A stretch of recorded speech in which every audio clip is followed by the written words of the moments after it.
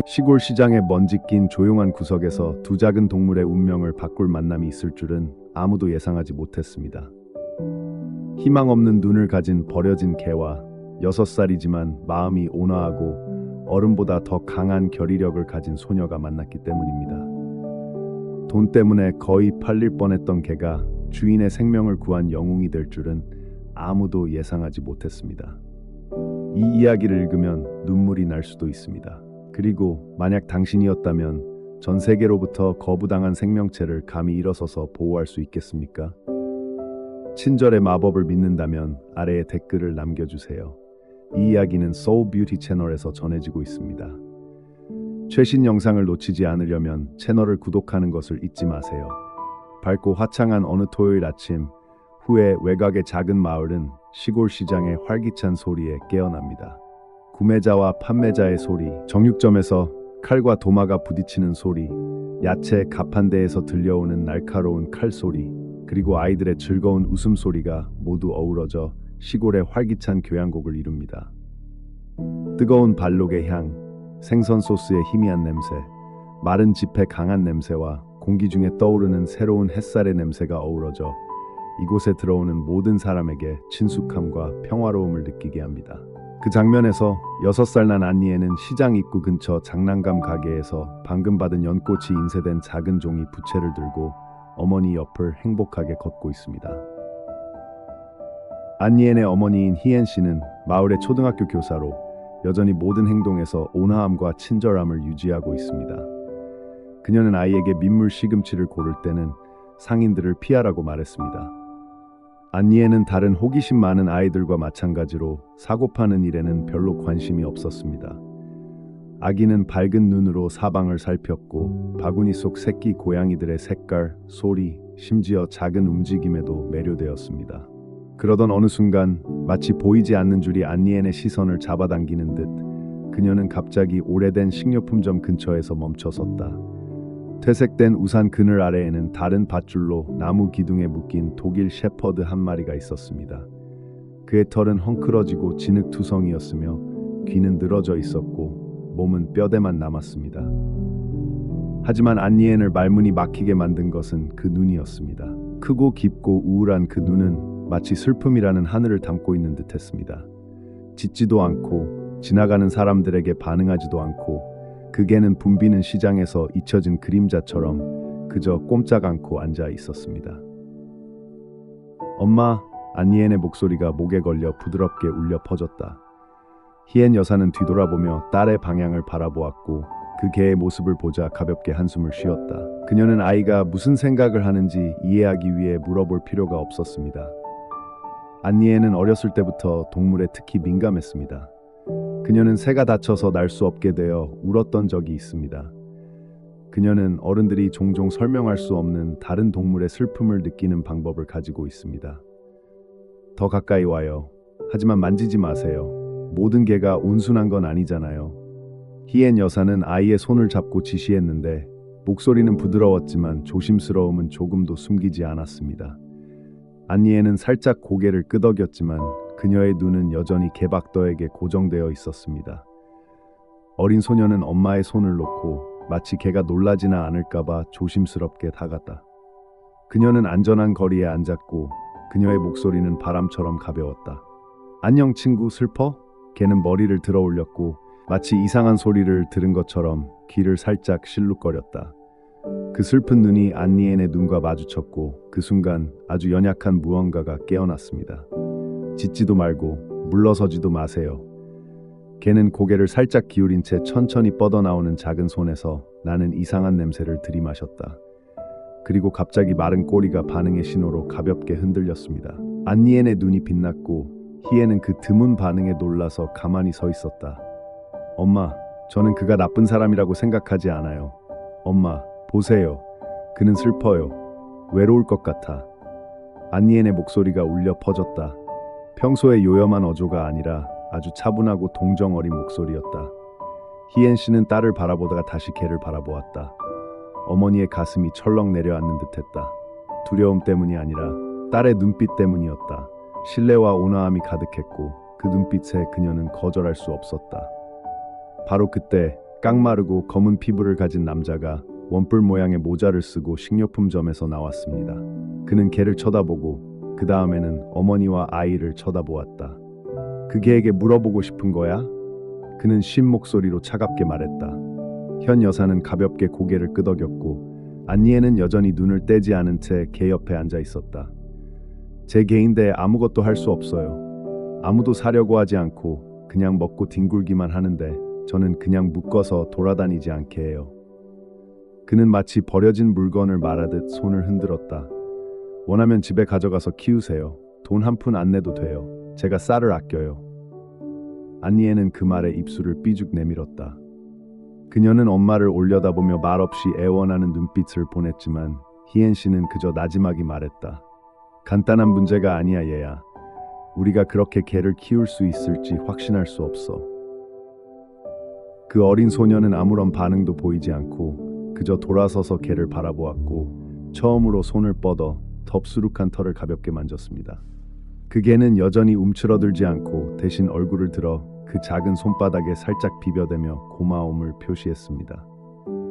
엄마, 내가 그 사람이었다면 정말 슬펐을 거예요. 그 사람에겐 아무도 없지만 내가 그 사람을 사랑한다는 걸 그 사람도 알고 있을 것 같아요. 안니에는 속삭이듯 부드럽게 말했다. 희엔 여사는 코가 따끔거리는 것을 느꼈다. 그 문장 때문인지 아니면 버려진 개의 마른 체형이지만 온화한 모습 때문인지는 알 수 없었다. 안니에는 시장을 떠나면서도 계속 뒤를 돌아보며 여전히 식료품점 구석에 있는 작은 인물을 찾고 있었습니다. 그 개는 여전히 그 자리에 앉아 있었고 마치 방금 사라진 무언가를 지켜보는 것처럼 머리를 기울인 채였다. 안니엔의 가슴 속에는 이상하지만 심오한 감정이 형성되었습니다. 그녀는 아직 구체적으로 말할 수는 없지만 그것이 매우 실제적이라는 것을 확신했습니다. 그리고 그녀의 엄마가 조심스럽게 그녀의 손을 잡아당겼음에도 불구하고 어린 소녀의 작은 마음은 시장 한 구석에 자리를 남긴 듯했습니다. 그곳에는 외로운 게바하데와 그의 잊을 수 없는 표정의 눈이 있었습니다. 다음 날 아침 햇살이 창살 사이로 들어오자 안니에는 아주 일찍 일어났습니다. 전날의 일은 잠깐의 만남에 불과했지만 시장 모퉁이에서 눈이 부시게 빛나는 게바하데의 모습은 여전히 그녀의 기억 속에 각인되어 있었다. 그녀는 그 깊고 슬픈 눈을 잊을 수 없었습니다. 마치 몇 년 동안 지속된 외로움이 담긴 듯한 눈빛이었습니다. 그녀는 밤새도록 잠을 이루지 못하고 개가 먹이를 먹고 있는지 쓰다듬어지고 있는지 아니면 여전히 식료품점의 어두운 그늘에서 혼자 조용히 앉아 있는지 궁금해했습니다. 찹쌀밥 장수의 칼날 소리가 울려 퍼지자마자 안니에는 곧바로 부엌으로 달려가 어머니를 껴안았습니다. 엄마, 우리 다시 시장에 가도 돼요? 그녀의 목소리는 길고 떨렸는데 마치 거절당하는 것을 두려워하는 듯했다. 희엔 여사는 설거지를 하다가 고개를 살짝 기울여 아이를 바라보더니 천천히 앞치마로 손을 닦았습니다. 이유를 굳이 물어볼 필요 없어요. 어제의 개를 보고 싶은 거죠? 그녀는 샘물처럼 부드러운 목소리로 물었다. 안니에는 고개를 끄덕이며 그녀의 눈은 보기 드문 결의로 반짝였다. 희엔 여사는 대답하지 않고 그저 미소를 지으며 고개를 끄덕여 동의했다. 일요일 아침 시장은 어제와 마찬가지로 붐볐다. 사람들이 서로 밀치고 물건이 채워지고 웃음소리가 사방에 울려 퍼졌습니다. 하지만 안니에에게는 모든 것이 사라져버린 듯했다. 그녀의 마음은 오직 한 구석, 오래된 식료품점과 나무 기둥 아래에 있는 조용한 그림자에만 집중되어 있었기 때문이다. 예상했던 대로 그 개는 여전히 그 자리에 있었고 움직이지 않고 누워 있었으며 전과 다름없는 모습이었습니다. 유일한 차이점은 안니엔이 등장할 때 머리를 살짝 들어 올리고 귀를 움직이고 꼬리를 살짝 흔들었다는 것입니다. 그것은 강한 파도도 아니었고 눈에 띄지도 않았지만 안니엔에게는 환영받는 조용한 인식의 표시였습니다. 어린 소녀가 그에게 가까이 다가와서 모든 지시사항을 옆에 두고 그의 옆에 앉아서 속삭였습니다. 안녕 친구야, 또 왔어요. 작은 손이 부드럽게 뻗어나왔다. 서두르지도 강요하지도 않았다. 걔는 천천히 머리를 기울이며 작은 손을 냄새 맡았다. 안니에는 두려움의 흔적 없이 자세를 유지했고 눈빛에는 애정이 담겨 있었다. 그리고 숨이 막힐 듯한 침묵의 순간 개의 따뜻한 혀가 그녀의 손가락 끝을 부드럽게 앗았습니다. 감사의 표시로 부드럽고 신뢰하는 할기. 그것은 처음으로 썬더, 아직 이름은 알려지지 않았지만 버려진 지 여러 날이 지난 뒤에 남아있던 희미한 애정을 처음으로 드러낸 것이었다. 안니에는 마치 그 부드러운 손길에 온 세상이 갑자기 밝아진 것처럼 밝게 미소 지었다. 너는 사람들이 생각하는 것만큼 사나운 사람이 아니야. 그냥 좀 슬픈 것뿐이지, 그렇지? 소녀가 속삭였다. 그녀는 엉킨 갈기를 쓰다듬으며 마른 진흙 아래에 활력을 주는 따뜻함이 있다는 것을 조용히 깨달았습니다. 그녀는 멈춰서서 그의 얼굴을 자세히 살펴보더니 갑자기 킥킥 웃었다. 엄마, 그녀는 개에게서 눈을 떼지 않고 소리쳤다. 그의 이름을 썬더라고 지을게요. 희엔 씨는 옆집 노점에서 콩을 고르고 있었습니다. 그 말을 듣고 그녀는 약간 놀란 듯 돌아섰다. 천둥, 왜 천둥인가? 안니에는 여전히 미소를 지으며 그녀의 눈은 지성과 순수함으로 반짝였다. 천둥처럼 크고 사나워 보이지만 아주 온순하거든요. 엄마, 보세요. 얘는 아이들에게 짖지도 않고 천둥이라는 단어도 강해 보여서 더 이상 약하다고 느끼지 않아요. 희엔 씨는 웃긴 이름 때문이 아니라 딸이 세상을 인식하는 방식에서 이상하게도 성숙함이 드러나는 모습에 웃음을 터뜨렸습니다. 썬더. 이 이름은 개에게 새로 시작 기회를 주고 더 이상 익명이 아니며 더 이상 잊혀지지 않는다는 생각을 그의 마음에 불러일으킵니다. 그때 개를 쓸모없다고 차갑게 말했던 식료품점 주인 바레 씨가 담배 한 봉지를 손에 들고 나갔습니다. 그는 흘끗 보니 안니엔이 샘 옆에 앉아 있었고 눈살을 찌푸리며 짜증스럽게 혀를 찼다. 또 이런, 너 정말 어린애구나. 남은 걸 깨물게 두지 마. 안니에는 아무 말도 하지 않고 그저 그를 바라보았다. 그녀의 눈에는 두려움이 없었지만 정직함이 가득했다. 선생님, 진지하게 묻는 건데 그 개가 선생님의 개인가요? 바러 씨는 입술을 삐죽 내밀었다. 내 거야. 어디든 버릴 수 있어. 아무도 집으로 가져가고 싶어 하지 않아. 밥이 남으면 내가 줄게. 집을 지키지도 못하는 놈을 키우거나 도둑놈한테 짖지도 마. 너 데려가고 싶은 남자애든 여자애든 누구든 데려가도 돼. 구걸할 필요 없어. 그 무관심한 발언에 희엔 여사의 가슴이 철렁 내려앉았다. 더 이상 작동하지 않는다는 이유만으로 살아있는 생물을 버릴 수도 있다. 그녀는 딸을, 잉여로 여겨지는 생물을 쓰다듬는 아이를 순수한 사랑으로 바라보았고 유용성에서 오는 가치가 아니라 사랑을 주고받을 수 있는 능력에서 오는 가치가 있다는 것을 깨달았습니다. 안니에는 일어서서 치마를 가볍게 쓸어 넘긴 다음 몸을 숙여 샘의 귀에 속삭였다. 더 이상 슬퍼하지 마. 이제부터 너를 샘이라고 부르고 절대 너를 떠나지 않을 거야. 그 개는 어린 소녀를 올려다보았다. 그의 눈은 약간 밝아진 듯했고 그의 꼬리는 다시 흔들렸는데 이번에는 더 맑고 강했다. 희엔 씨는 그 광경을 바라보며 가만히 서 있었습니다. 그녀의 가슴은 단순하지만 매우 진실한 감정에 휩싸였습니다. 그날 어머니와 아들은 평소보다 늦게 시장을 나섰습니다. 안니에는 평소처럼 새로운 장난감도 케이크도 사탕도 없었지만 그녀의 작은 얼굴에는 만족스러운 미소가 가득했다. 그 소녀는 고개를 여러 번 돌려 기둥 아래에 있는 개의 실루엣을 향해 손을 흔들었다. 그녀는 샘을 바로 데려올 수 없었지만 안니엔의 마음속에는 씨앗이 싹 떴습니다. 연민의 씨앗, 애착의 씨앗, 말로 표현할 수 없는 우정의 씨앗이었습니다. 그리고 그 순간부터 소녀는 한 가지 사실을 확실히 깨달았습니다.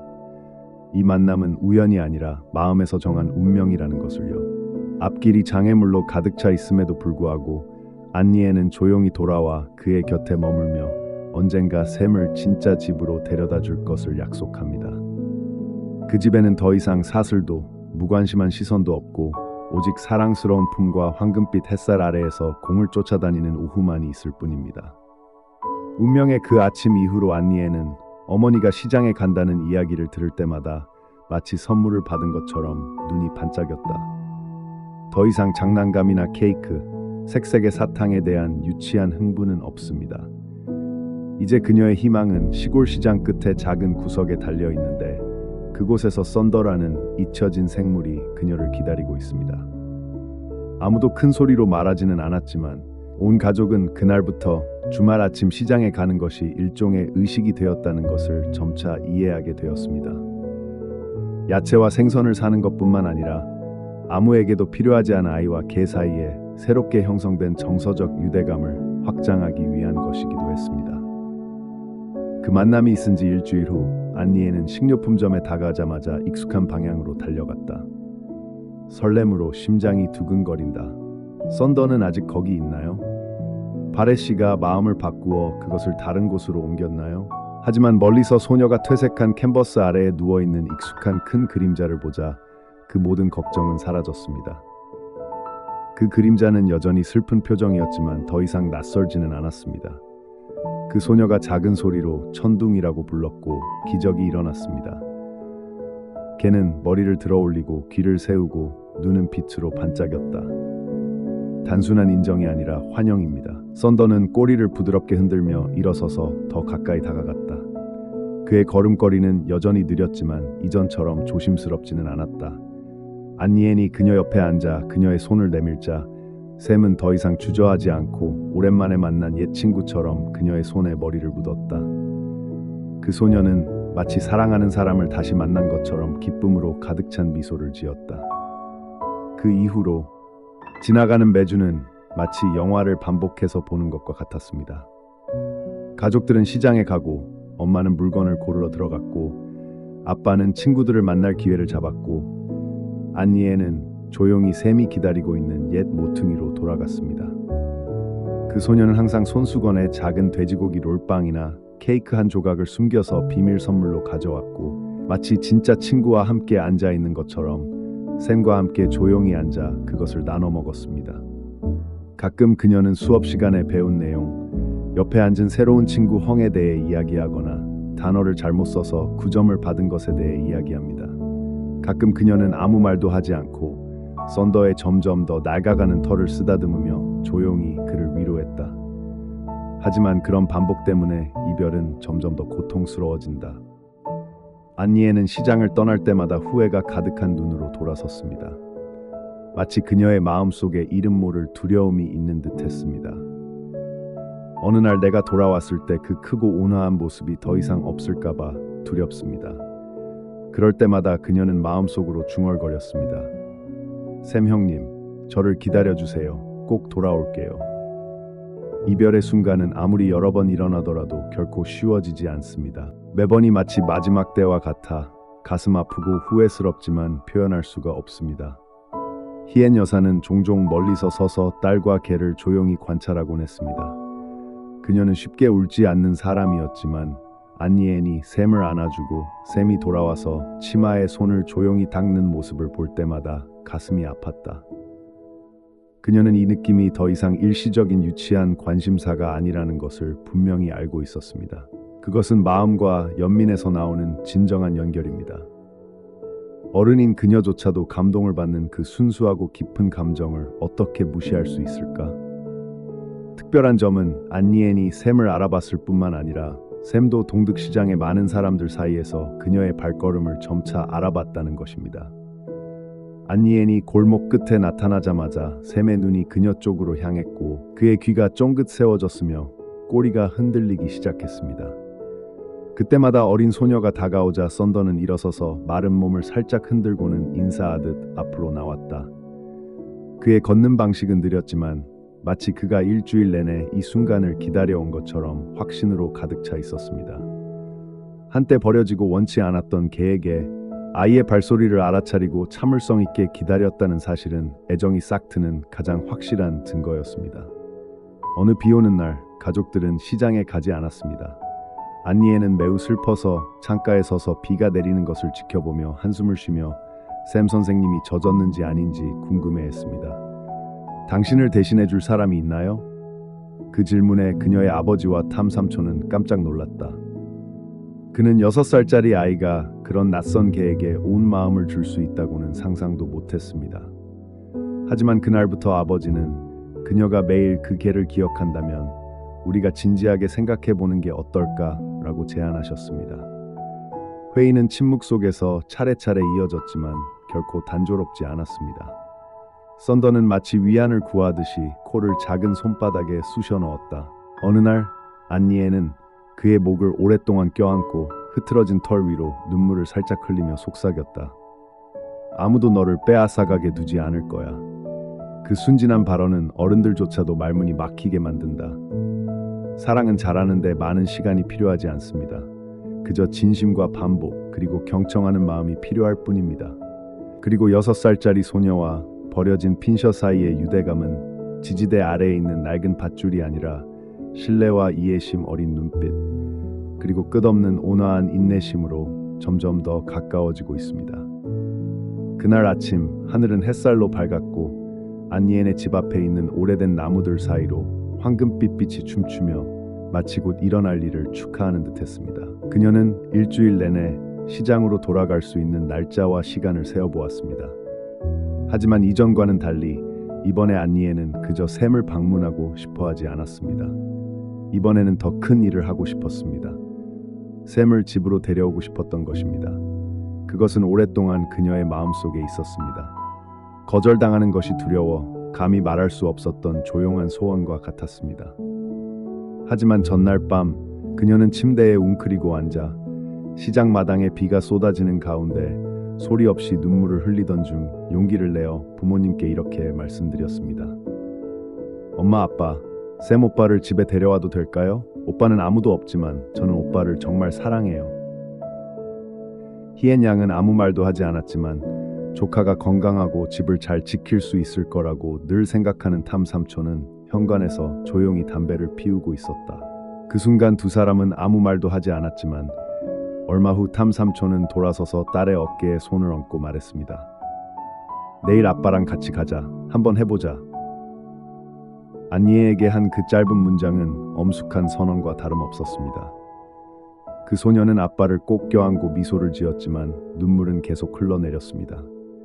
그녀는 그 꿈이 이렇게 가까울 줄은 전혀 예상하지 못했습니다. 그들은 일요일 아침에 시장으로 돌아왔습니다.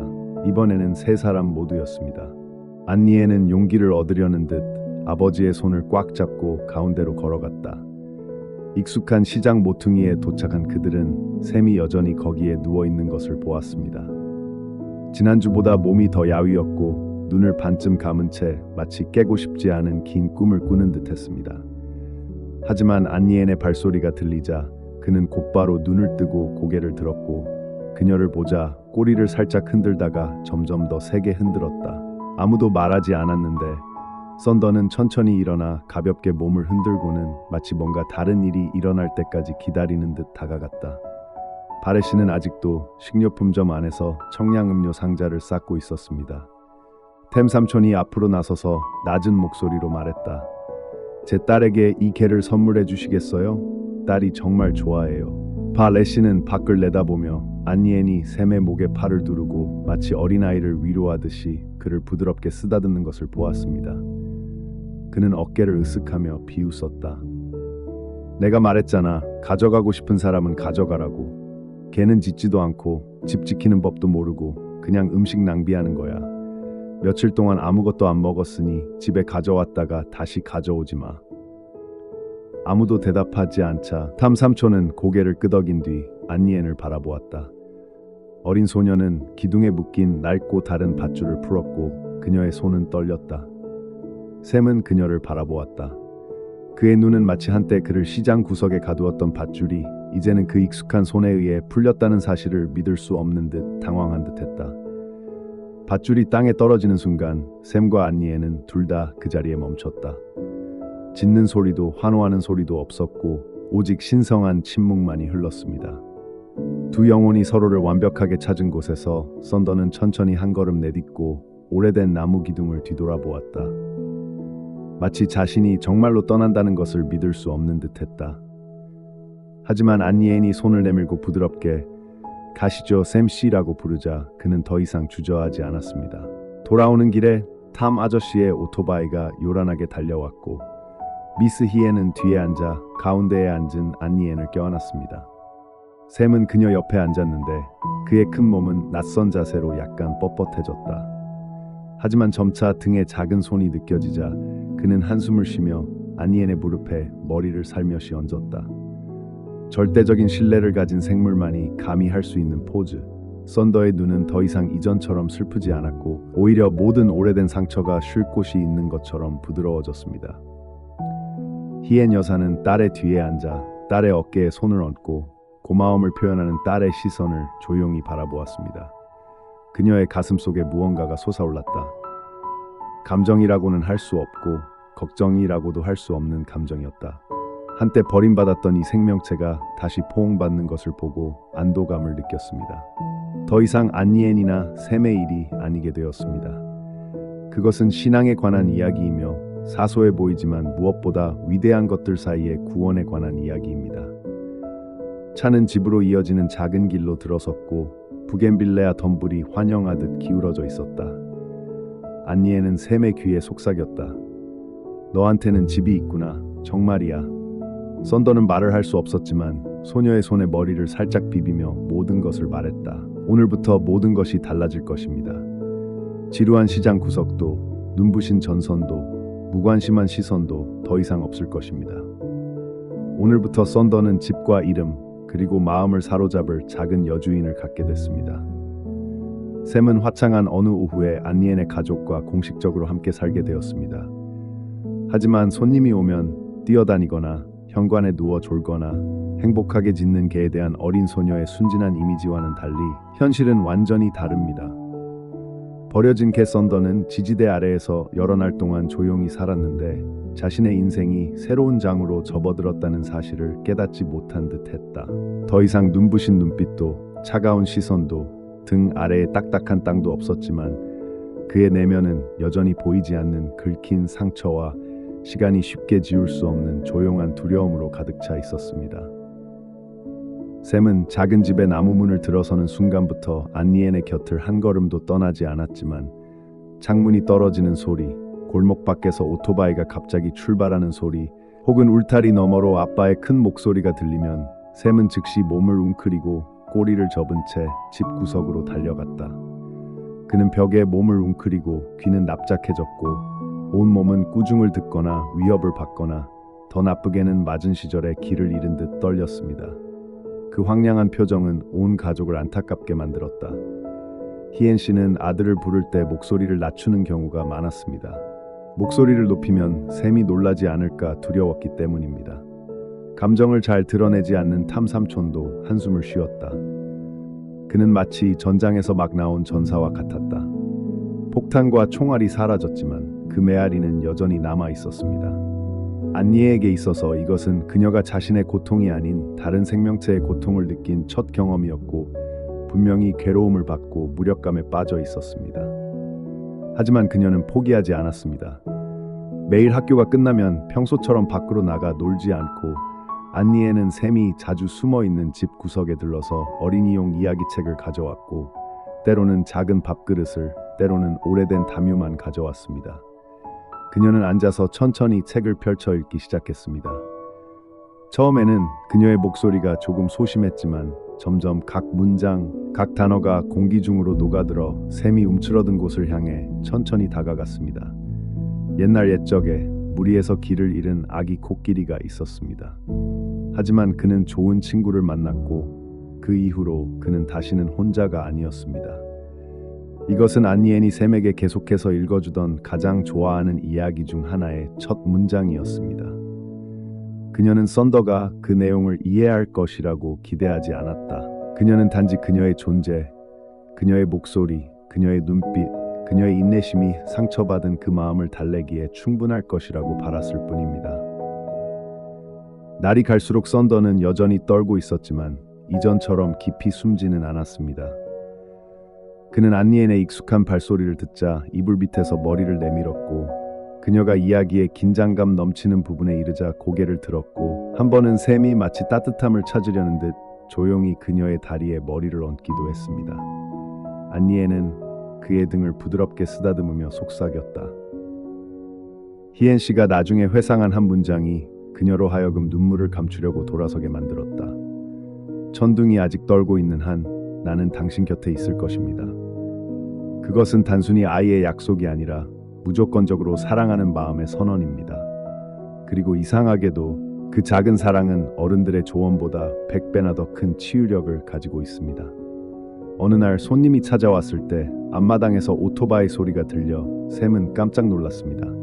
그는 즉시 돌아서서 익숙한 모퉁이로 달려가려고 했지만 떠나기 전에 안니엔이 그의 앞에 앉아 팔을 벌려 그를 보호하고 그녀의 눈은 단호했다. 괜찮아요. 샘 씨는 당신 아빠 친구이시잖아요. 아무도 그를 해칠 수 없어요. 그 소녀는 그의 귀를 쓰다듬으며 마치 자장가를 부르는 것처럼 부드러운 목소리로 말했다. 그리고 처음으로 썬더는 멈췄다. 그는 더 이상 숨지 않았다. 그의 온몸은 여전히 떨리고 있었지만 다리는 움직이지 않았다. 그는 마치 다시 한번 그녀를 믿으려는 듯 그녀 옆에 조용히 앉았다. 그런 작지만 소중한 순간들이 새로운 삶의 처음 힘든 나날들을 그저 그렇게 이어붙여 놓았습니다. 가족들은 느리지만 분명한 변화를 목격했습니다.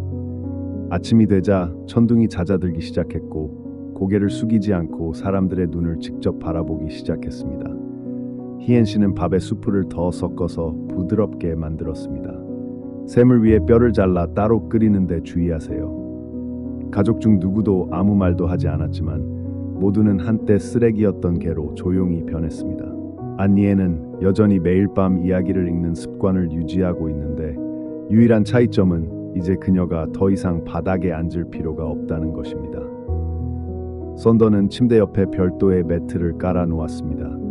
가끔 그는 어머니의 따뜻함을 찾는 아이처럼 그녀 발치에 기어올라 웅크리곤 했습니다. 희엔 여사는 종종 문틈으로 엿보곤 했습니다. 그녀의 마음은 신앙으로 가득 차 있었습니다. 그리고 한 가지, 상처가 아무리 깊더라도 사랑이 충분하다면 여전히 치유될 수 있다는 것을 알고 있었습니다. 그리고 그 혼란스러운 나날들 속에서 또 다른 것이 떠오르기 시작했습니다. 썬더가 꼬리를 흔드는 것뿐만 아니라 마음속에서 조용히 자라나는 충성심으로 반응하기 시작한 것입니다. 두려움은 완전히 사라지지는 않았지만 그 사이에 샘은 주도적으로 안니에게 다가가 누워서 안도의 한숨을 쉬며 나는 노력하고 있고 더 이상 혼자가 아니라는 걸 알아요 라고 속삭이는 듯한 순간이 있었습니다. 시간이나 이성으로 측정할 수 없는 일들이 인생에 있습니다. 버려진 개가 인간을 신뢰하기 시작하는 순간, 상처받은 동물이 마음을 열어 다시 사랑을 받아들이는 순간처럼요. 그리고 안니엔의 작은 가족에게 첫 번째 희망의 빗줄기가 조용한 어느 오후에 나타났습니다. 샘은 몇 주 동안 의심과 두려움 속에 살다가 익숙한 구석에서 처음으로 나왔을 때 꼬리를 살짝 흔들며 안니엔이 침대 발치에 놓아둔 오래된 고무공을 입에 물고 있었습니다. 그는 현관에서 그림을 그리던 소녀에게 천천히 다가가 그림을 조심스럽게 내려놓고 마치 반응을 기다리는 듯 고개를 들었다. 안니에는 몇 초 동안 멍하니 있더니 눈을 믿을 수 없었다. 어린 소녀는 썬더를 놀라게 할까봐 너무 큰 소리로 말하지 않고 조용히 울부짖은 다음 몸을 굽혀 공을 집어 들었습니다. 나랑 놀고 싶어? 정말? 소녀가 속삭였다. 그녀의 눈은 감추지 못한 감정으로 빛났다. 그녀는 가벼운 공을 마당 안쪽으로 그리 멀지 않은 곳 몇 걸음 떨어진 곳에 던졌고 샘은 그 뒤를 따랐고 잠시 멈췄다가 앞으로 달려나갔습니다. 온 가족이 부엌에서 식사를 하던 중 젓가락을 멈추고 돌아서서 창밖을 바라보았습니다. 그 장면은 몇 초밖에 지속되지 않았지만 그들에게는 기적과도 같았습니다. 예전에는 무서워서 숨는 것만을 두려워했던 개가 이제는 적극적으로 놀고 싶어하며 적극적으로 소통하고 싶어합니다. 그날부터 썬더는 매일 바뀌었습니다. 매일 아침 그는 안니엔의 방문 앞에 서서 그녀가 깨어날 때까지 기다렸다. 짖지도 않고 마치 조용한 경비원처럼 그냥 앉아 있었다. 소녀가 식사를 할 때 샘은 그녀 옆에 누워서 음식을 달라고 하지 않고 그저 가까이 있고 싶어 할 뿐이었습니다. 바람이 부는 밤에는 구석에 웅크리고 있는 대신 그는 침대 발치에 깔끔하게 누워서 안니엔이 그녀의 낡은 셔츠로 만든 작은 베개에 머리를 기댔다. 겉보기에 간단한 징후는 실제로는 기적적인 회복 과정의 징후입니다. 안니엔은 그의 발전을 볼 때마다 마치 금을 발견한 것처럼 행복합니다. 하지만 그 변화를 가장 확실하게 느낀 사람은 바로 그녀의 어머니였습니다.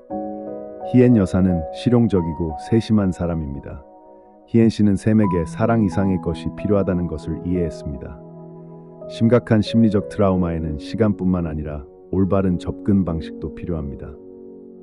어느 날 저녁, 안니엔이 샘과 놀면서 신나게 동화를 들려주는 모습을 본 희엔 씨는 딸의 어깨에 손을 얹고 탐 씨를 바라보며 말했습니다. 샘을 데리고 신체 검사와 심리 검사를 받아야겠어요. 샘이 정말 많은 좋은 일을 해냈지만 이제는 좀 더 구체적인 지원으로 샘을 지지해줘야 할 때인 것 같아요. 탐 삼촌은 고개를 끄덕였고 그들은 샘을 코암 마을의 평판 좋은 수의사에게 데려가기로 했습니다. 그 수의사는 버려진 개들을 많이 돌본 적이 있었습니다. 그날 아침 샘은 밧줄에 묶인 채 주저하는 듯 보였고 낯선 공간에 들어서자 눈빛이 조금 이상하기도 했지만 안니엔이 옆에 앉자마자 곧바로 진정하고 조용히 따라갔다. 안 여사는 이 사건을 특별한 동정심으로 받아들였습니다. 그녀는 전반적인 검진 결과 개가 영양실조에 걸렸을 뿐만 아니라 외상 후 스트레스 장애의 징후도 보였다고 말했습니다. 이는 동물이 오랫동안 방치되거나 학대를 받았을 때 발생합니다. 안 씨는 물리치료와 함께 식단, 비타민, 온화한 행동치료를 병행할 것을 권장합니다. 더 중요한 점은 그녀가 가족에게 안카이라는 이름의 개 훈련사를 소개해 주었다는 것입니다. 그는 복잡한 과거를 가진 많은 애완동물을 심리적으로 재활시킨 사람입니다. 안카이와의 첫 만남은 그가 아무 말도 하지 않고 땅에 바싹 붙어 앉아 샘이 자기 방식대로 다가오도록 내버려둔 그의 정원에서 이루어졌습니다. 강요도 없고 욕설도 없고 그저 확고한 존재감만 있을 뿐입니다. 약 15분 후 썬더는 주도적으로 다가와서 내 손을 냄새 맡더니 멀리 떨어져 앉았습니다. 카이 씨는 고개를 끄덕였다. 이 개는 엄청난 잠재력을 가지고 있고 신뢰를 잃지 않았습니다. 그저 맡길 적임자를 기다리고 있을 뿐입니다. 당신의 가족은 좋은 시작점입니다. 제가 당신에게 신뢰를 제대로 쌓는 방법을 알려드리겠습니다. 그때부터 안카이는 일주일에 한 번씩 찾아와서 부드러운 명령을 내리는 법, 샘이 겁을 먹었을 때 대응하는 법, 안니에게 개의 귀, 꼬리, 눈을 통해 감정을 읽는 법을 가르쳤습니다. 안니에는 놀라울 정도로 빨리 배웠습니다. 그녀는 친구를 위로하기 위해 그녀의 방법을 따랐을 뿐만 아니라 그녀만의 방법도 만들어냈습니다. 작은 자장가, 뼈 모양을 직접 수놓은 베개, 또는 안카이가 한번 보여준 것처럼 목에서 등까지 애무하는 것만으로도 충분합니다. 썬더의 회복 계획은 의학이나 첨단 기술에 있지 않습니다. 그것은 꾸준한 사랑, 끝없는 인내, 그리고 고통스러운 과거가 사형 선고가 아니라는 믿음에 있습니다. 천둥은 이제 매일 오후 안니엔을 문에서 태우는 방법을 알게 되었습니다. 낯선 사람이 집에 다가오면 가볍게 짖기 시작했는데 두려움 때문이 아니라 그곳이 자신의 영역이며 보호해야 할 집이라고 생각했기 때문입니다. 희엔 씨는 딸이 마당에서 샘과 놀고 있는 모습을 여러 번 지켜보았습니다. 햇살이 그녀의 머리카락과 털에 반짝이고 개가 공을 쫓아 달리는 모습을 볼 때마다 그녀의 마음은 행복으로 가득 찼습니다. 한때 쓸모없다고 불렸던 개가 온 가족에게 기쁨과 단결, 그리고 사랑에 대한 교훈을 가져다 줄 수 있다고 생각한 사람은 아무도 없었습니다. 그날 오후 햇살이 밝게 비치고 부드러운 바람이 작은 집의 갈색 기와 지붕을 스쳐 지나갔습니다. 마치 시골의 평화로운 기운을 실어 나르는 듯했습니다. 학교에서 보낸 하루를 마치고 안니에는 빛나는 얼굴로 집에 돌아왔는데 낡은 녹색 고무공을 들고 있었습니다. 그 공은 그녀와 샘이 몇 주 동안 가지고 놀았던 장난감이었습니다. 매일 오후 태양이 산 쪽으로 기울기 시작하면 앞마당에는 안니엔의 웃음소리와 공을 쫓아가는 샘의 분주한 발소리가 울려 퍼진다. 그것은 두 사람 모두가 가장 행복했던 시간이었고 그들만의 시간이었고 모든 상처가 녹아내리는 시간이었습니다. 그날도 소녀는 큰 소리로 웃으며 공을 멀리 던진 뒤 천둥아 잡아! 라고 소리쳤습니다. 공은 마당 계단을 넘어 빠르게 게이트 밖으로 나갔습니다. 안니에는 생각 없이 재빨리 뒤따라 달려갔고 그녀의 작은 두 다리는 반쯤 열린 나무 문을 향해 빠르게 달렸다. 그 모든 일은 마을 길에서 불과 몇 초 만에 일어났습니다. 낡은 오토바이 한 대가 우리를 향해 달려왔습니다. 운전자는 앞에 무엇이 있는지 주의를 기울이지 않고 휴대전화에만 열중했습니다.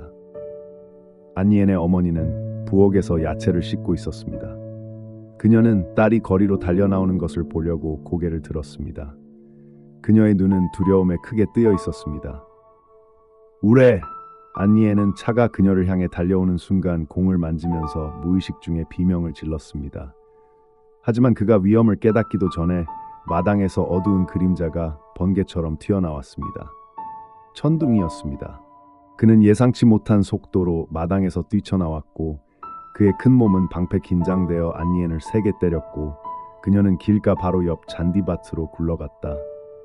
그녀가 차의 사정거리 밖으로 밀려나기엔 간신히 충분했지만 썬더 자신도 제때 피할 수는 없었다.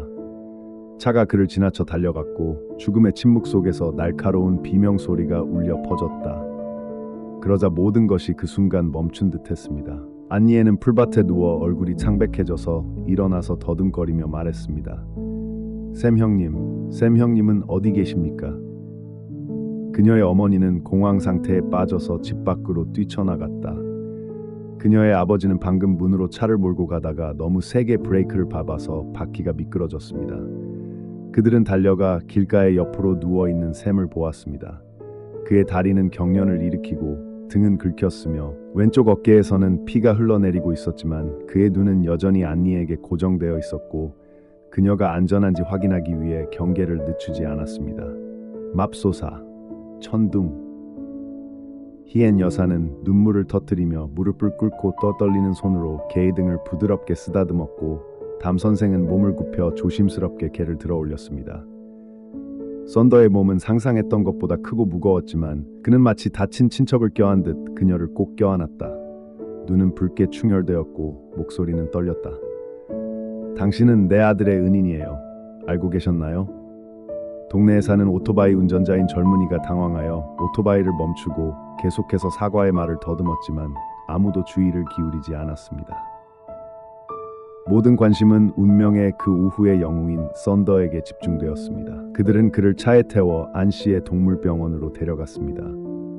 안니에는 샘의 옆에 앉아 그의 발을 붙잡고 계속 눈물을 흘렸다. 그 소녀는 무서워서 울지 않았습니다. 오히려 잃을까봐 두려웠고 무력감 때문에 가슴이 죄어드는 것 같았기 때문입니다. 날 떠나지 마, 알았지? 아직 동화 얘기 다 안 했잖아. 그녀는 흐느끼며 속삭였지만 그는 여전히 가볍게 숨을 쉬고 있었다. 신음하지도 떨지도 않고 마치 방금 임무를 완수한 사람처럼 반쯤 입을 다물고 있었다. 안씨는 병원에 도착하자마자 긴급하게 응급처치를 했습니다. 다행히 샘의 부상은 심각하지 않았습니다. 긁힌 상처와 멍이 들었을 뿐 뼈가 부러진 것은 아니었습니다. 휴식과 항염제 복용, 면밀한 관찰만 필요했습니다. 하지만 수의사는 한숨을 쉬며 고개를 저으며 붕대를 감았습니다. 이 개는 충성스러울 뿐만 아니라 주인을 위해 기꺼이 자신을 희생합니다. 모든 개가 그럴 수는 없습니다. 그날 밤 가족 중 누구도 잘 수가 없었습니다. 천둥은 거실에 바로 자리 잡고 있습니다.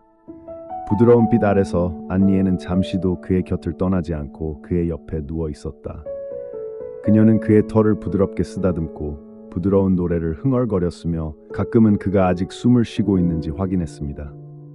자러 가세요. 어디에도 가지 않을 거예요. 약속해요. 소녀는 그렇게 말하며 누워서 꿈속에서 샘을 잃을까봐 두려워하는 듯 여전히 샘의 다리를 붙잡고 있었다. 그리고 그 순간 그는 살짝 눈을 뜨고 어린 소녀를 흘끗 본 다음 가슴에 얹힌 작은 손바닥에 머리를 기댔다. 그의 눈은 더 이상 혼란스럽지도 슬프지도 않았으며 오히려 이상하게도 평화로운 빛을 띠고 있었습니다. 이제 썬더는 자신이 정말로 여기에 속한다는 것을 알았습니다. 여기에는 그의 잠을 지켜보고 지켜봐줄 어린 소녀가 있고 더 이상 사랑을 위해 자유를 팔 필요가 없는 곳입니다. 샘이 안니엔을 사고에서 구한 후 며칠 동안 동네 사람들은 모두 그 이야기를 쉬지 않고 했습니다. 어린 주인을 구하기 위해 길 한가운데로 달려나가 목숨을 걸고 달려간 버려진 개 바흐데의 이야기는 마치 진정한 영웅처럼 마을 전체에 빠르게 퍼졌습니다. 자녀나 손주가 있는 모든 가족은 서로에게 이렇게 속삭인다. 안니엔이 키운 현 씨에게는 정말 똑똑해요. 경비원처럼 충성스럽죠. 노인들은 놀랐고 아이들은 보고 싶어 했습니다. 심지어 4발 달린 영웅과 함께 사진을 찍어달라고 요청한 사람도 있었습니다. 하지만 칭찬과 감탄의 시선 속에서 조용히 어둠이 돌아왔습니다. 그 누구도 예상치 못한 그림자가 새롭게 솟아오르는 평화를 다시 삼키려 했습니다. 어느 날 오후 날씨가 불처럼 더웠습니다. 안니엔이 현관에 앉아 샘의 털을 펴주고 있을 때 덜컹거리는 자전거 한 대가 대문 앞에 멈춰 있었습니다. 등을 굽히고 날카로운 눈과 날카로운 목소리를 가진 친숙한 남자가 안니엔을 움직이지 못하게 만들었다. 바러시는 위도스럽고 반쯤 벗은 상태였습니다. 그는 목에 녹슨 금 목걸이를 걸고 있었고 손에는 여전히 오래된 모자를 들고 있었습니다. 안니엔은 반사적으로 샘에게서 물러섰지만 그는 즉시 일어나서 부드럽게 으르렁거렸고 목덜미에 털이 곤두섰다. 그는 짖지는 않았지만 썬더의 경계하는 눈빛에 르시는 약간 주저했지만 여전히 조롱이 가득한 목소리로 안으로 들어왔다. 썬더, 잘 지내는 것 같구나. 요즘 유명해졌다고 들었어. 다들 구조견이라고 부르더라. 희엔 씨는 깜짝 놀라 주방에서 나왔고 얼굴이 차가워졌습니다. 여기서 뭘 하고 계세요? 그녀는 조심스럽게 목소리를 가릴 수 없어 물었다. 레시는 즉시 대답하지 않고 집안을 둘러보다가 샘의 목을 꽉 껴안고 있는 안니엔에게 멈춰섰다. 그는 씩 웃으며 말했다. 내 개를 찾으러 왔어요. 내가 아무것도 모른다고 생각하세요? 잡종견인데 누가 시장에서 수백만 달러를 주고 샀어요. 며칠 전에 서류도 없이 줬어요. 이제 돌려받고 싶어요. 법은 여전히 법이에요. 그 말은 마치 청천벽력 같았습니다. 희엔 씨는 분노에 떨며 항의하려고 했지만 그녀가 말을 하기도 전에 안니엔이 뛰어 일어나 샘 앞에 섰고 그녀의 작은 눈에는 결의가 가득 차 있었습니다. 샘과 결혼할 순 없어. 사랑하지도 않고 시장에 내버려두고 먹을 것도 주지 않고 하루 종일 멍하니 바라보기만 해. 샘은 내 거야. 그녀의 목소리는 크지 않았지만 날카롭고 단호해서 르시조차도 잠시 멈칫하게 만들었습니다. 하지만 그는 마치 아이의 저항에 화가 난 듯 으르렁거렸다. 너는 아직 어리다. 뭘 알겠어? 여전히 내 소유물이잖아. 네가 가져갈 수 없어. 소송할게요. 마지막 말은 마치 위협과도 같았고 현 여사는 앞으로 나서서 안니엔을 뒤로 끌어당겨 앞에 섰습니다. 내가 말하는데 당신은 이 개를 버렸고 동네 사람들이 다 봤는데 당신에게는 아무런 권리도 없어요. 고소하고 싶다면 그냥 고소하세요. 샘은 여전히 그의 옆에 서 있었지만 그의 눈은 잠시도 르시에게서 떨어지지 않았습니다. 샘은 한 걸음씩 내디디며 안니엔의 뒤로 한 걸음 물러서서 그녀를 보호하듯이 했습니다. 이 순간 그의 자세는 두려움이 아니라 조심스러움이었습니다. 마치 어린 주인을 바람과 폭풍으로부터 보호하는 경호원과 같았습니다. 레 선생은 화가 나서 아무 소용도 없었고 돌아서서 떠났지만 마지막으로 잔인한 한마디를 하는 것을 잊지 않았다. 돌아올게요. 오래 보관할 수 있을 것 같아요? 그리고 그는 뜨거운 햇볕 아래로 자전거를 타고 사라졌고 뒤에는 무거운 분위기가 감돌았습니다. 안니에는 샘을 꼭 껴안았다. 눈물이 흘러내렸지만 울지는 않았다. 오, 그 어린 소녀는 조용히 그의 등에 얼굴을 묻고 속삭였습니다. 두려워하지 마, 썬더. 누구도 너를 데려가게 두지 않을 거야. 썬더는 그녀의 무릎에 머리를 묻고 가볍게 한숨을 쉬었다. 피곤해서가 아니라 앞으로 가장 큰 전투가 더 이상 거리에서 벌어지지 않고 법과 신문, 진실이 말해야 하는 곳에서 벌어진다는 것을 이해한 듯했다. 바레시가 갑자기 나타나 샘을 분실물로 돌려주겠다고 위협한 뒤 안니엔의 집 분위기는 예전처럼 가볍지 않았습니다. 그 소녀는 점점 더 조심스러워졌고 자전거가 지나가는 소리가 들릴 때마다 자주 문 밖을 둘러보았습니다. 썬더도 뭔가 잘못되었다는 것을 느낀 듯 종종 문 가까이에 누워서 아직 오지 않은 폭풍을 기다리는 듯 눈을 반쯤 뜨고 있었습니다. 이모 희엔과 삼촌 탐은 아이들 앞에서는 아무 말도 하지 않았지만 밤이 되면 차 한 잔을 마시며 긴 속삭임을 나누면서 더 이상 침묵할 수 없는 때가 왔다는 것을 깨달았습니다. 살아있는 생명체를 버린 사람이 돌아오는 것을 방치할 수는 없고 응아에는 아무 일도 없었던 것처럼 소유권을 주장하며 순수한 마음을 가진 아이인 안니엔이 소중한 친구를 잃어서 또다시 괴로움을 겪는 것을 방치할 수는 더더욱 불가능하다. 그래서 결정이 내려졌습니다. 가족은 변호사를 고용하여 샘을 붙잡아둘 뿐만 아니라 르시가 저지른 동물 학대에 대한 진실을 밝히기로 했습니다. 그들이 찾은 사람은 동물 권리와 아동 보호와 관련된 사건을 전문으로 다루는 여성 변호사인 응옥 씨였습니다. 응옥 씨는 유기된 반려동물을 처음 본 것은 아니지만 안니엔과 샘의 이야기를 듣자 그녀의 눈빛이 갑자기 누그러지고 목소리는 진지해졌습니다. 이 소송에서 승소하려면 충분한 증거가 필요합니다. 감정뿐 아니라 구체적인 사실까지요. 하지만 유족의 말이 사실이라면 우리에게는 큰 기회가 있다고 생각합니다. 이렇게 증거 수집의 여정이 시작됩니다.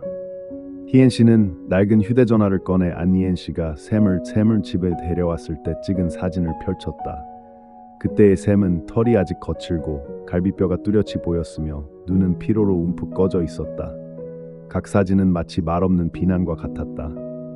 안 씨의 병원 진료 기록에도 샘이 처음 입원했을 당시 심각한 영양실조, 심리적 외상, 글쓰기에 대한 내용이 명확하게 적혀 있었다. 탐 삼촌은 시장에서 레 씨의 노점 옆에 있는 야채 장수인 투 삼촌을 만나러 갔습니다. 그는 보고서에 서명하는 것을 주저하지 않았습니다. 그는 르 씨가 하루 종일 햇빛 아래에서 빛나는 것을 보았고 심지어 그가 실수로 떨어진 생선 조각을 먹었을 때 그를 소리 지르고 발로 차기도 했다고 진술했습니다. 투 삼촌은 고개를 저었다. 사실이에요. 그때 안니엔이 없었으면 그 개는 시장에서 말라 죽었을 거예요. 투 삼촌뿐만 아니라 과일을 파는 바씨, 생선을 파는 사우씨, 심지어 비에 웅크리고 있는 샘을 보고 고철을 모으던 소년까지 모두 만장일치로 확인서에 서명했습니다. 여러 작은 목소리가 모여서 르 씨의 혼란스러운 말에 단단한 벽을 형성했습니다. 하지만 응옥 여사의 마음을 가장 감동시킨 것은 아마도 친한 니엔이 직접 쓴 편지였을 것입니다.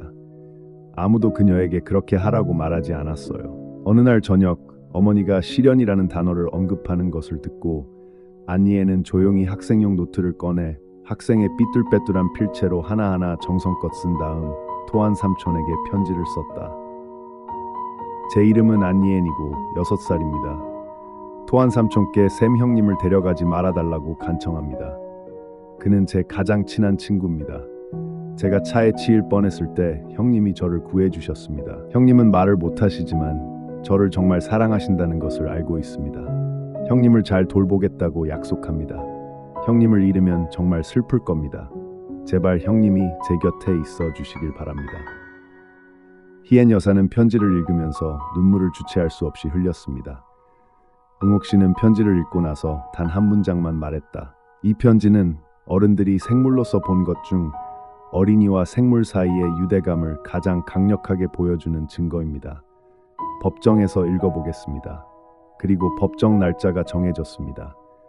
아무도 개 한 마리를 둘러싼 분쟁이 이렇게 많은 관심을 끌 것이라고는 예상하지 못했습니다. 지역 뉴스 방송국에선 사람을 보내 취재하기도 했습니다. 마을에서 동물 학대와 공식적인 양육권 문제가 관련된 몇 안 되는 사건 중 하나였기 때문입니다. 그날 안니에는 파란색 드레스를 입고 있었고 머리카락은 깔끔하게 따라져 있었으며 손은 샘의 목줄에서 떨어지지 않았습니다. 그는 나 옆을 걸었다. 그의 걸음걸이는 전보다 더 안정적이었고 그의 눈은 마치 자신이 더 이상 잊혀진 사람이 아니라는 것을 깨달은 듯 차분했다. 법정에서도 르 씨는 여전히 도전적인 표정을 지었다. 그는 마을 사람들이 모두 이야기를 만들어냈다며 마을 사람들을 비난했고 자신은 마을 사람들을 돌보는 방법을 몰랐고 그들을 학대하지도 않았다고 말했습니다. 하지만 사진과 증언, 수의학적 기록이 공개되고 특히 안니엔의 편지가 법정에서 큰 소리로 낭독되자 방 안은 갑자기 너무 조용해져서 문틈으로 불어오는 바람 소리까지 들릴 정도였다. 은발에 안경을 쓴 판사는 안니엔을 바라보고 그 다음 샘을 바라보았습니다. 그는 천천히 고개를 끄덕였다. 그의 목소리는 낮았다. 인간과 동물 사이의 유대감은 강요될 수 없습니다. 소유가 아니라 사랑을 통해 키워집니다. 법원은 개를 키울 권리가 안니엔 씨 가족에게 있다고 판결했습니다. 레 씨는 더 이상 요구할 권리가 없습니다. 그 어린 소녀는 모든 말을 다 이해하지는 못했지만 엄마가 자신을 꼭 껴안고 아빠가 샘의 어깨를 두드리는 것을 느꼈을 때 그녀는 그들이 이겼다는 것을 알았습니다. 법정에서 이기는 것만이 중요한 게 아니라 이성을 이기고 감정을 이기고 인생에서 가장 소중한 것을 지키는 것도 중요합니다. 감정적인 시련을 겪은 후 안니엔의 가족 생활은 새로운 장으로 접어든 듯했습니다. 썬더는 더 이상 버려진 개도 아니고 연민에 의존해 사는 사람도 아닙니다. 그는 이제 법과 무조건적인 사랑으로 보호받는 진짜 구성원입니다. 그의 이름은 수의학 수첩에 적혀 있고 그의 사진은 작년 다랏 여행 때 찍은 가족 사진 옆 냉장고 문에 붙어 있습니다. 특히 안니엔의 작은 책상 위에는 공동체가 샘에게 수여한 헌신과 용맹에 대한 공로 증서가 나무 액자에 담겨 동화책 옆에 엄숙하게 놓여 있습니다. 하지만 인생은 한번 새로운 방향으로 나아가면 그에 따른 좋은 일들이 많이 있을 것입니다. 어느 날 오후 온 가족이 마당에서 놀고 있을 때 샘의 정신적 회복을 도와준 코치인 카이 삼촌이 들렀습니다. 썬더가 달려와 꼬리를 흔드는 것을 보자마자 그는 큰 소리로 웃었다. 와, 이제 스타가 된 것 같구나. 잠시 이야기를 나누던 중 카이 삼촌이 갑자기 시내 중심가에서 다가올 행사에 대해 언급했습니다. 지방 최초로 반려견 재능 경연 대회를 개최한다는 것이었습니다. 각 지구에는 대표가 한 명씩 배정됩니다. 썬더는 충분한 능력을 가지고 있으며 그보다 더 중요한 것은 그의 이야기가 사람들에게 영감을 줄 것이라는 점입니다. 히엔 여사는 잠시 망설였다. 그녀의 가족은 단순한 삶을 살았고 샘이 대중 앞에 나타나는 것을 결코 생각하지 못했습니다. 하지만 안니에는 달랐습니다. 그녀는 재능 경연 대회 소식을 듣자마자 눈이 반짝였습니다. 샘이 경쟁에 나가길 바라요. 샘은 정말 착하고 순종적이에요. 만약 샘이 경쟁에 나가면 제가 샘을 사랑하는 만큼 모두가 샘을 사랑하게 될 거예요. 그 어린 소녀의 목소리는 지저귀듯 들렸고 그녀의 눈은 열망으로 가득 차 있었습니다. 그녀의 부모는 서로를 바라보며 미소를 지었습니다. 그래서 훈련 세션이 시작되었습니다. 카이 삼촌의 지도를 받으며 샘은 장애물을 극복하고 후프를 뛰어넘고 플라스틱 파이프를 기어 지나가고 특히 안니엔의 손 신호에 따라 반사신경을 연습하는 법을 배웠습니다. 처음에는 모든 것이 여전히 혼란스러웠지만 단 몇 주 만에 샘은 놀라운 진전을 이루었습니다. 그는 명령을 정확하게 수행할 뿐만 아니라 다른 많은 개들, 심지어 순종견조차도 달성하기 어려워하는 차분하고 자신감 있는 태도를 유지합니다. 대회 당일 도립 경기장은 사람들로 가득 찼습니다. 전국 각지에서 사냥개, 반려견, 작업견 등 온갖 종류의 개들이 모였습니다. 모두가 체인, 티셔츠, 스카프 등 매우 단정한 차림새를 하고 있었습니다. 그 사이 단순한 털에 화장도 하지 않은 썬더는 차분함과 타고난 자존심, 말하는 듯 빛나는 눈으로 돋보인다. 사회자가 마지막 두 사람, 흐엉 투이 마을 대표, 아기 안니엔, 개 샘을 소개했을 때 경기장 전체가 조용해졌습니다. 어린 소녀가 쓰레기 분쇄기의 박수갈채 속에서 샘의 손을 잡고 걸어 나왔다.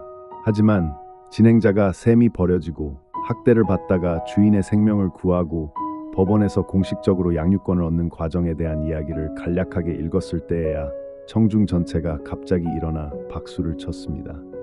사람들은 개뿐만 아니라 삶에 대한 의지, 거의 잊혔던 6살 소녀와 개 사이의 놀라운 우정에도 박수를 보냈습니다. 시험이 시작됩니다. 안니엔이 마당 한가운데에 서서 가볍게 뛰어넘자 샘은 수직으로 서 있는 철고리를 향해 달려갔다. 깔끔하게 극복하고 앉으세요. 그는 명령받은 대로 멈춰서서 절했다.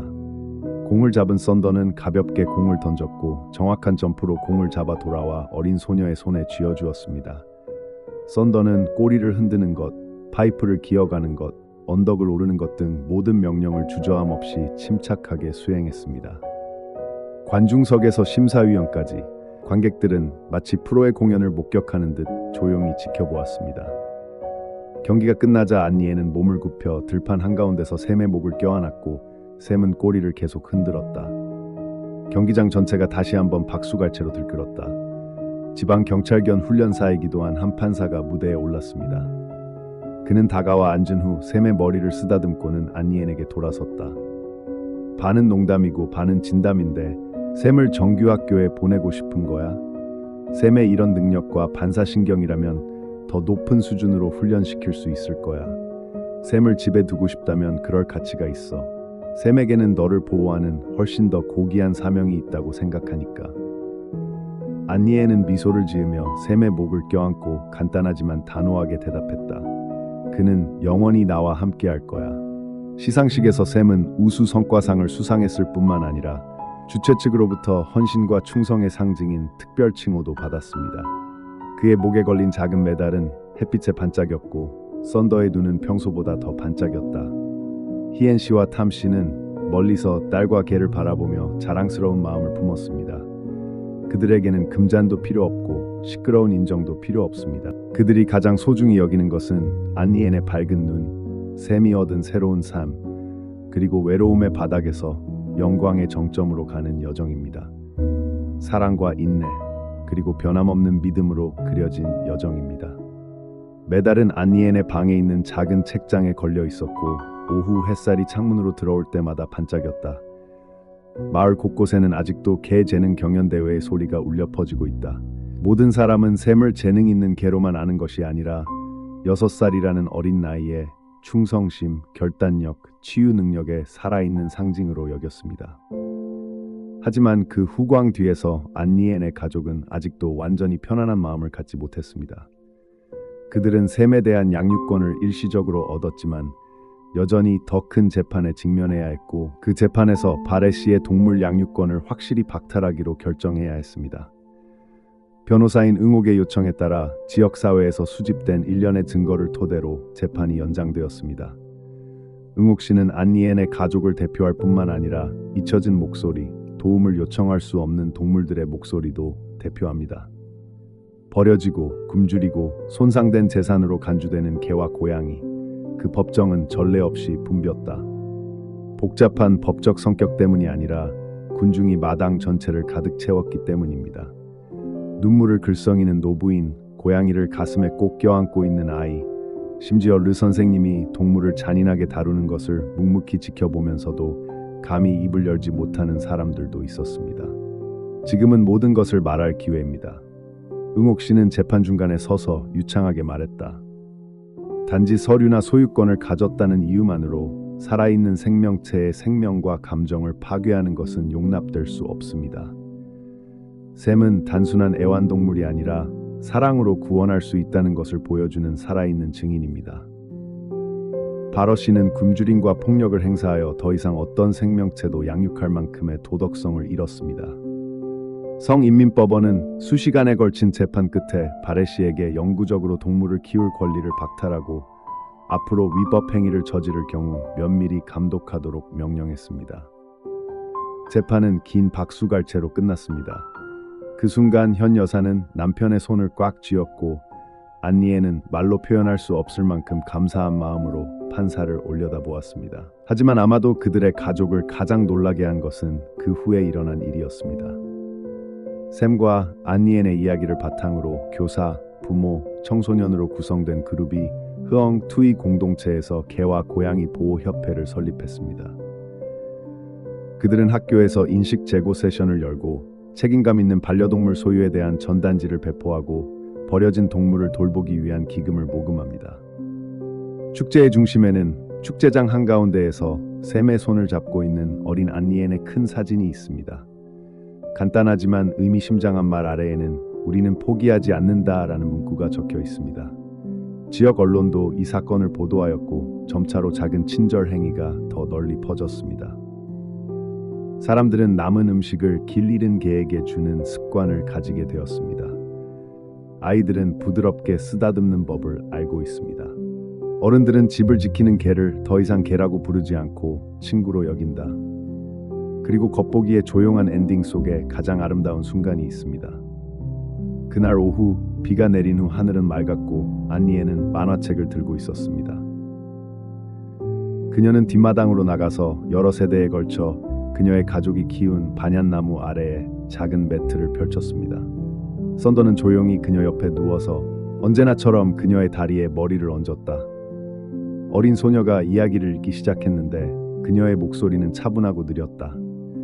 썬더는 별다른 반응을 보이지 않고 그저 눈을 반쯤 감은 채 안정적이고 리드미컬하게 숨을 쉬었다. 바람이 부드럽게 불며 위쪽에서는 신선한 풀 냄새와 새들의 지저귐 소리가 들려왔다. 희엔 씨는 집 안에서 바깥을 내다보니 딸이 샘의 어깨에 머리를 기대고 있는 것이 보였다. 딸의 눈은 이상하리만치 평화로웠다. 더 이상 걱정도, 낯선 사람이 올 때마다 불안해하는 눈길도, 깜짝 놀라 잠드는 것도 없었다. 무관심 속에서 살았던 개 썬더는 이제 가족의 품에서 평화롭게 잠들었습니다. 사랑으로 둘러싸여 자신이 선택받고 보호받고 사랑받았다는 것을 아는 세상에서요. 저는 거창하거나 화려할 필요는 없고 그저 솔직하기만 하면 되는 이야기가 있다고 믿습니다. 듣는 사람의 마음을 울리는 것은 바로 그런 솔직함 때문입니다. 그리고 아기 안니엔과 개 샘의 이야기는 그에 대한 생생하고 감동적인 증거입니다. 우리는 연민이 때로는 약함으로 여겨지고 동물에 대한 사랑이 바쁜 삶에서 뒤로 밀려나는 시대에 살고 있습니다.